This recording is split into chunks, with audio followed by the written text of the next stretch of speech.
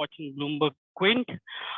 The IPO in focus today is Tarsons Products. It's a labware company based out of Kolkata. And joining me today is Rohan Sehgal, Whole-Time Director at the company.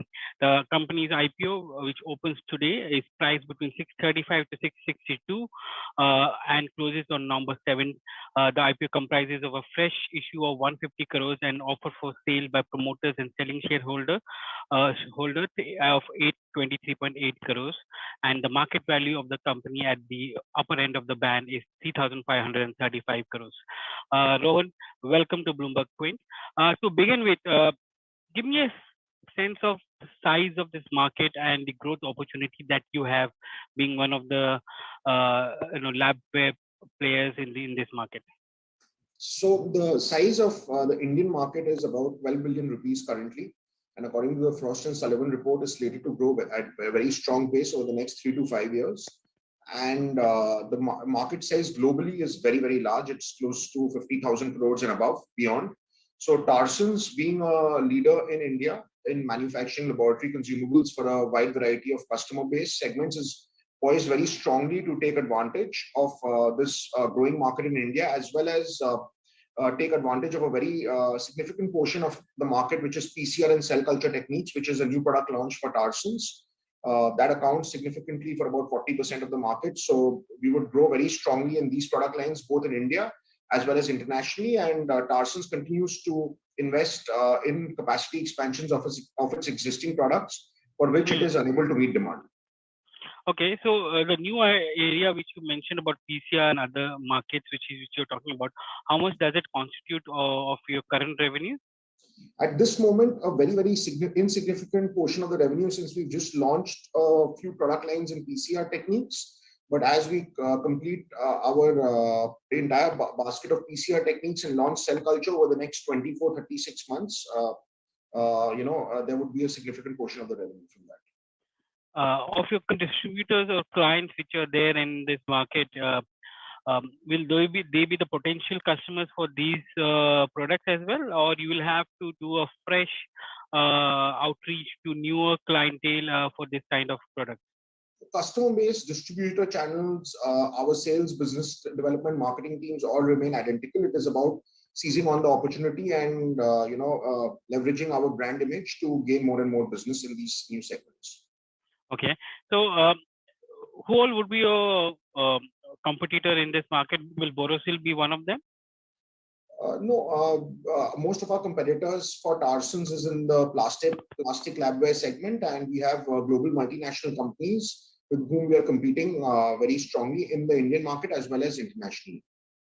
So while your RHP mentioned about the fact that there's a transition happening from glassware to plastic, there's also opposing headwind which is there of using lesser and lesser plastic.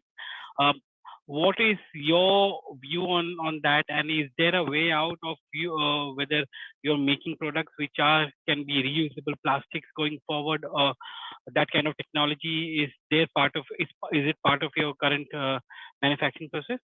So Tarsons manufactures in state-of-the-art clean facilities with very little or no plastic waste and no waste coming out of the facilities. So we are very environmentally conscious in terms of part designs and product weights, in the way we use our resources in our facility. And unlike other industries which are using plastics, our industries are very state-of-the-art clean, not emitting any kind of waste.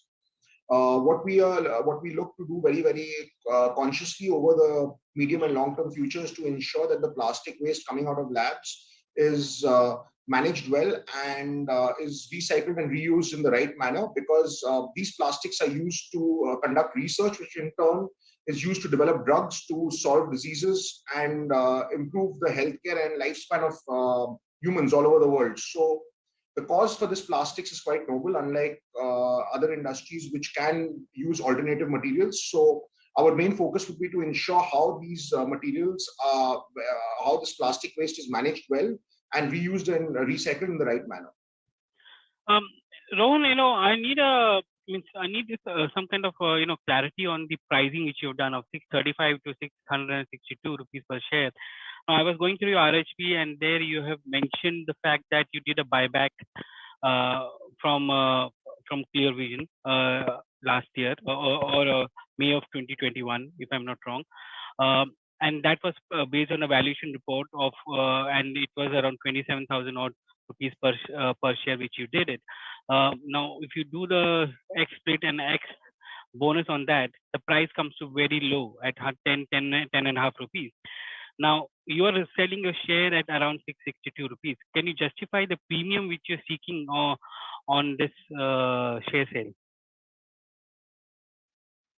No, I think I'm not about, I'm not very sure about the pricing which is calculated. There is, of course, a premium because, the company has experienced very strong growth levels, over the last 1.5, 2 years. And we are in a very, very strong momentum moving forward with expansion of new facilities, as well as launching various new products and seeing a very, very positive outlook, both for the company as well as the industry in the near future.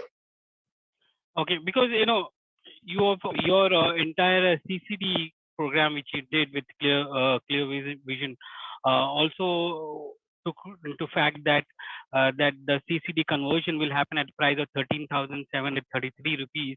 That's the price at which some of the promoters and existing shareholders sold shares to Clear Vision as well, or at a fair value, whichever is higher. So if you converted the entire shares at 13,733, which is the higher of the higher than the fair value, that was a year back in 2020, within a year, and that average price comes to around 56 rupees, which is there. You within a year or a year and a half, you have basically gone almost 12 times that price in your IPO. So I just want to get an idea of the valuation justification. What is the kind of growth potential which is there? Now, how do you justify such a steep jump in your valuation? So if you see our last 12 months trailing, we are at about, a PE of lesser than 40. And if you compare any of the industry peers internationally, and if you compare it apples to apples with the pure plastic business, you would see that our PE ratios are quite lower compared to competitors in Asia, especially China, as well as US-based competitors. But you would have to do an apple-to-apple comparison to see their division of plastics, because these are large multinational companies with less than 10% of their revenue coming from plastics. So if you take out the financials for their plastic business and look at the PEs compared to the PE at what we are offering, it's at a significant discount. And we are in a much growing trajectory as compared to companies in the US and Europe, which are more at flatter and less growth trajectories. So taking into all these accounts, our PE is very justifiable at a very, very low level compared to what you're seeing across industry, because there's no peer comparison here in India, but you would have to check in China as well as the US and Europe. Okay, that's a good response. But can you give us an idea of how your overseas business is also performing? Because over the last 2 to 3 years, you have increased the portion of your revenue coming from overseas business. Right. So where are we on that, and what kind of growth trajectory you see for the overseas business? So, see, in the overseas business, the starting is always slow, and we make the hard yards over the first 3 to 4 years, starting in 2008.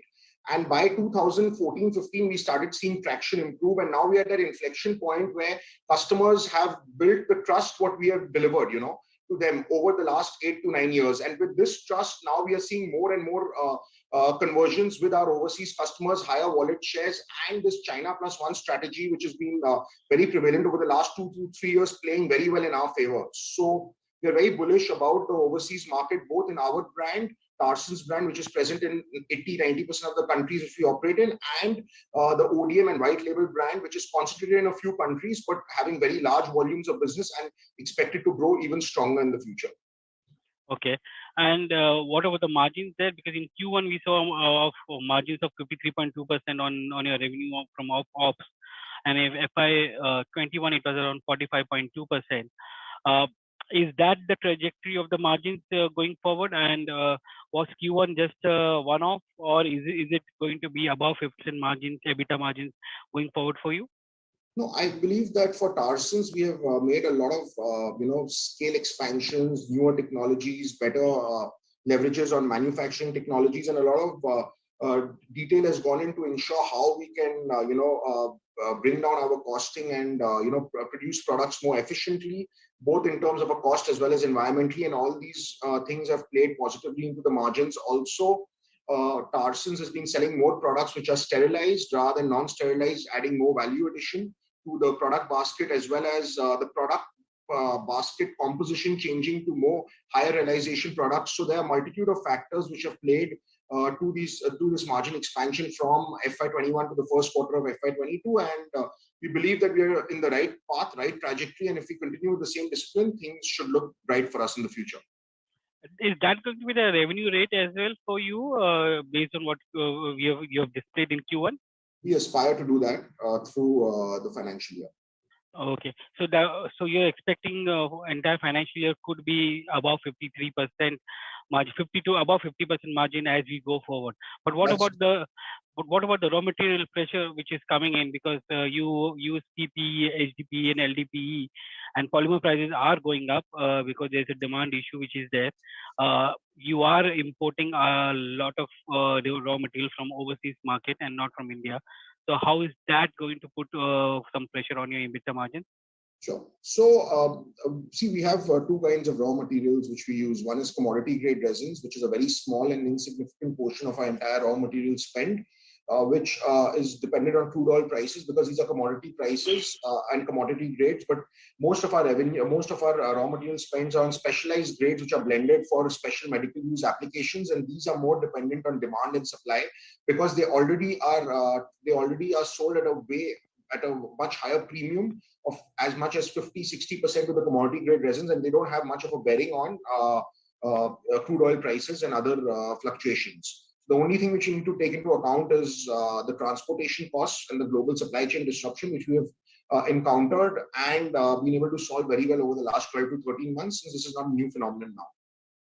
So what does your contracts include transfer of raw material costs to the end customer? So we generally hold prices for a financial year and don't change any prices, in the middle of the financial year as a mark of good business practices. But if things are dramatically out of our control and it is not solely, the issue what Tarsons is facing and what the entire industry is facing, then the industry makes a slight change in the middle of the year if required. So, we've already completed 6 months of the current financial year. From the beginning of the year till now, how much raw material prices have gone up, and how much you have been able to hold, and how much you've been able to pass on? So it's very difficult to calculate that, on the spot, because raw material prices are spot-based prices. But overall, things seem very stable in this financial year as compared to the last financial year, because in the onset of the pandemic in March 2020, things were very haywire with large fluctuations. But we've seen more stability this year moving forward. So, do you also have long-term supply agreements for the raw material, or is it also you buy from the spot market? Spot market only, and that's the only way of buying for any competitor in the industry. Okay. Within the domestic market, how do you see this market growing? Because you have a lot of CRAM business coming up. You have a lot of R&D business growing there. Do you see the business growing at a faster rate compared to your foreign businesses, or your foreign business will be growing at a faster rate than domestic business? So the international business has is about close to 98% of the global market. So the runway for growth in international business is much larger, but because of our strong and dominant position in India and our brand leadership in India, we believe that India will always be at par with the growth internationally, and will not lose this. We will not lose this proportion what we see of 2/3 in India and 1/3 internationally, at least in the near-term future. If there could be a slight deviation, but not more. We see it to remain fairly stable to what the ratios are today to our international business versus our domestic business, while maintaining growth as per industry standards or better. Okay. Give me a sense of the capacity expansion that you're looking at, because you are raising 62 crores for capacity expansion. See, for Tarsons, we are manufacturing 1,700 SKUs spread over 65 machines, spread over 700 molds, and multiple automation modules all over the facility. Since we are not a one product company, it is very difficult to put a right or a wrong capacity utilization or capacity of the facility. permutations and combination changes in the facility manufacturing can give very drastic outputs for the factory or for the factories put together, and that depends on the market trends and the products which are in demand. Okay. So what kind of capacity are you trying to add? So about a few of our product lines which are in very, very high demand, we do not have enough capacities to meet customer demands, and we are adding capacities for these few product lines depending on the market needs. The other product lines remain the way they are because there is sufficient capacity available to the tune of 20-30% available capacity, so they continue. So the future expansion is based on these capacity expansions as well as new product introductions. Okay, in your RHP, you mentioned that your total borrowings are more than 100 crores. 56 crores odd is coming from working capital requirement. Why sudden jump in working capital in the second quarter? The reason is we are going in for expansions, and we use our internal accruals to make these capex payments, these very, very large capex payments, and we use our limits to fund the daily working of the business. And the gross debt is 100 crore, the net debt is much lower, and we look to become debt free or closer to debt free with very negligible debt post the issue. Okay, and how do you see the entire debt profile or cash from operations growing from here, and what kind of dividend policy do you have? So at this moment, Tarsons has utilized all its internal accruals since inceptions historically to grow the business and reach where we have reached today. And moving forward, we expect the cash generation or the PAT margins to grow at the same rate at which the revenues grow, maintaining margins. That's our aim, that's our endeavor. And we have a dividend policy in place with our board of directors just before the IPO. And after we are done with our expansions, we will utilize our free cash flows judiciously for the dividends and other things. Is there an IPO policy in place, or you will have to get it ratified? It's in place. Sorry, the dividend policy in place. Yeah. So what is the dividend policy? How much of cash flows will you be sharing with the shareholders? No, we've not put a policy in terms of proportions, but we put a policy that we would, with our internal board of directors, that we would definitely move ahead and we are open to providing dividends. But at this moment, we are in a growth path and a growth trajectory, and we would have to look at free cash flows post investing in the growth in the near-term future to decide on the proportion and the commitments for dividend. Rohan, it's been a pleasure talking to you today. All the best for your IPO, which opens today. Price between 635 to 662. The anchor placement has already happened at 662. The company raising over 300 crores from that. The IPO closes on November 17th. Thank you very much for joining us on BloombergQuint. Thank you.